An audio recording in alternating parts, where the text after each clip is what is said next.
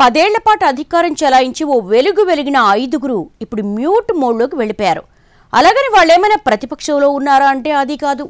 Power ఉన్న కాంగ్రెస్ పార్టీలోనే ఉన్నారు. కానీ ఎక్కడా కనిపించరే, వినిపించడం లేదెందుకు? ఆ మాజీ ఎమ్మెల్యేలు ఎవరికి వాళ్ళు ఎందుకలా ఉన్నారు? Let's watch.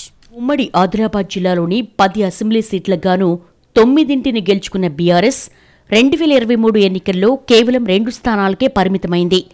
ఓడిపోయిన ఇంద్రకరణ్ రెడ్డి, కోనేరు కోనప్ప, విఠల్ రెడ్డి కొద్ది రోజులకే కాంగ్రెస్ పార్టీలో చేరగా బీఆర్ఎస్ టికెట్ దక్కలేదన్న అసంతృప్తితో ఉన్న రేఖానాయక్, రాథోడ్ బాపురావు కూడా కాంగ్రెస్ కండువా కప్పుకున్నారు.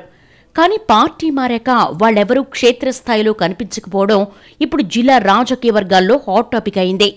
5గురిలో ఒకరిద్దరైతే అసలు ముఖ్య అనుచరులకు సైతం అందుబాటులో ఉండటం లేదట. అసలు ఎక్కడున్నారో కూడా తెలియక అంత అగమ్యగోచరంగా ఉందంటున్నారు మాజీల సన్నిహితులు.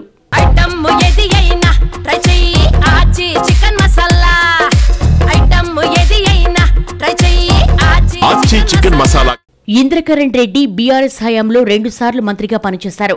విఠల్ రెడ్డి అదే పార్టీలో 2 సార్లు ఎమ్మెల్యేగా ఉన్నారు. ఇటు కోనప్ప సిర్పూర్ నుంచి 2 సార్లు ఎమ్మెల్యేగా అదే పార్టీలో ఉన్నారు. ఇక రేఖానాయక్, రాథోడ్ బాపురావులకు మరోసారి టికెట్ రాకపోవడంతో ఎవరిదారు వారు చూసుకున్నారు. పార్టీ మారారు సరే, ఇప్పుడు కాంగ్రెస్ పార్టీనే అధికారంలో ఉంది. అయినా సరే మా నాయకులు ఎందుకు లైట్గా ఉంటున్నారన్నది వాళ్ళ అనుచరులను వేధిస్తున్న ప్రశ్న. లోక్సభ ఎన్నికల్లో సత్తా చాటాలని బీఆర్ఎస్లో కీలకంగా ఉన్న నేతల్ని వరుసబెట్టి చేర్చుకుంది కాంగ్రెస్. తీరా ఎన్నికల్లో వాళ్ల ప్రభావం పెద్దగా కనిపించకపోగా గెలవాల్సిన ఆదిలాబాద్ ఎంపీ సీట్లో ఓడిపోయామన్న అభిప్రాయం పార్టీ పెద్దలకు వచ్చిందట. దాని ప్రభావం కూడా ఈ నైరాశ్యం వెనుక ఉండి ఉండవచ్చంటున్నారు. కాంగ్రెస్ పార్టీలో చేరిన మాజీ ఎమ్మెల్యేలందరి పనితీరుకు ఎంపీ ఎన్నికలే గీటురాయని భావించినా చేరికలున్న చోటల్లా ప్లస్ కంటే మైనస్ అయిందంటున్నారు. ముథోల్, నిర్మల్, సిర్పూర్, ఖానాపూర్, బోధులలో కాంగ్రెస్ పార్టీకి మెజార్టీ రాలేదు. పైగా బీజేపీకి నిర్మల్ జిల్లాలోనే భారీగా మెజార్టీ వచ్చిందంటే పార్టీ మారిన నేతల ప్రజాబలమేంటో అర్థం చేసుకోవచ్చన్న అభిప్రాయాలు వ్యక్తమవుతున్నాయట. ఎంపీ సీటు గెలిపించి తమ నియోజకవర్గాల్లో ఎక్కువ మెజార్టీ తీసుకురాగలిగితే నామినేటెడ్ పోస్టుల్ని గట్టిగానే డిమాండ్ చేయొచ్చని అనుకుంటున్నారట సదరు లీడర్స్. కానీ సీన్ రివర్స్ కావడంతో అంతా సైలెంట్ మోడ్లోకి వెళ్లినట్లుగా సమాచారం. మంత్రుల పర్యటనలైనా పార్టీ కార్యక్రమాలైనా ఎక్కడా ఆ మాజీలు కనిపించకపోవడంపైనే జిల్లా రాజకీయ వర్గాల్లో చర్చ జరుగుతోంది.